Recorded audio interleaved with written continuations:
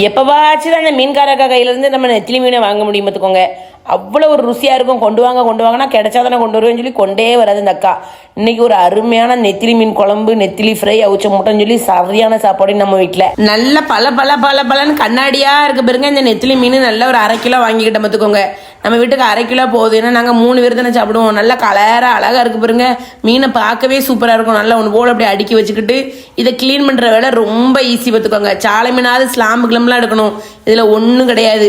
இதை அப்படி லேசாக அந்த மீனை அப்படி எடுத்து மண்டையை இப்படி ஒரு ஆஞ்சிட்டு நம்ம விரல உள்ள விட்டு இந்த வயிறு வரைக்கும் எடுத்துட்டோம்னா அந்த குடலும் சேர்ந்து க்ளீன் ஆயிரும். அவ்வளோதான். இப்படி மொத்த மீனையும் நல்லா கழுவி எடுத்து வச்சுட்டு அதுக்கப்புறம் கொஞ்சம் உப்பு மஞ்சள் பொடி 2வது போட்டு ஒரு அலசி எடுத்து வச்சிடணும் பார்த்துக்கோங்க.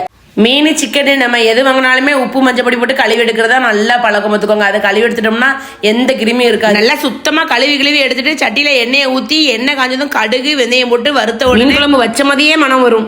வெந்தயம் தான் மீன் குழம்புக்கு அட்டகாசமான மனம் கொடுக்கும். அதுக்கப்புறம் ஒரு 10 பல்லு பூடு அதையும் அது கூட போட்டு வதக்கும் போது ரொம்ப ஒரு நல்ல வாசனை வரும் பார்த்துக்கோங்க. அது கூட நல்ல 2 பெரிய சைஸ் வெங்காயம்னா நறுக்கி போடணும். இல்லைன்னா சின்ன வெங்காயம் ஒரு 20 வெங்காயம், சின்ன வெங்காயம் போட்டிங்கன்னா ரொம்ப சூப்பராக இருக்கும். அதையும் போட்டு கொஞ்சம் சால்ட்டும் போட்டு வதக்கணும், வதக்கி விட்டுறணும்.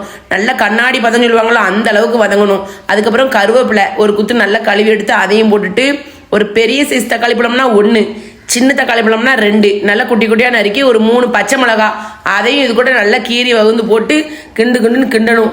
நல்லா அந்த கண்ணாடியாக தக்காளி பழம் பூரா வதங்கி இருக்க இடம் தெரியாமல் போகிற வரைக்கும் வதக்கி விட்டுட்டு அடுப்பை குறைச்சி வச்சு வதக்கிக்கிட்டே நம்ம ஒரு சட்டியில் மசாலா சைடில் கரைச்சணும் பார்த்துக்கோங்க.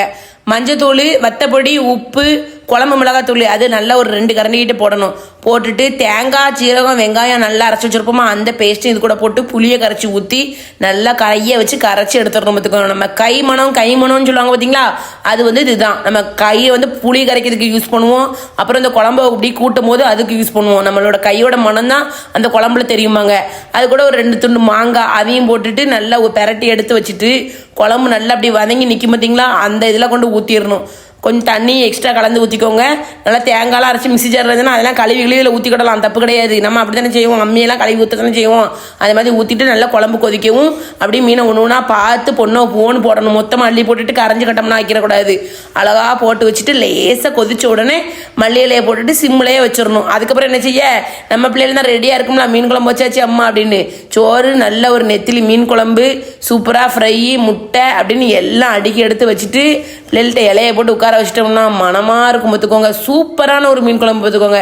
நீங்கள் கண்டிப்பாக நெத்திலி மீனில் வந்து இப்படி ஒரு குழம்பு வச்சு சாப்பிட்டு பார்த்தீங்கன்னா அவ்வளோ டேஸ்ட்டாக இருக்கும். நெத்திலி மீன் மட்டும் வெந்த உடனே அப்படி நல்லா வெந்து அப்படி மேலே அப்படி பேந்து வந்துடும். சூப்பராக விளையேன்னு இருக்குமா, அருமையான குழம்பு பார்த்துக்கோங்க.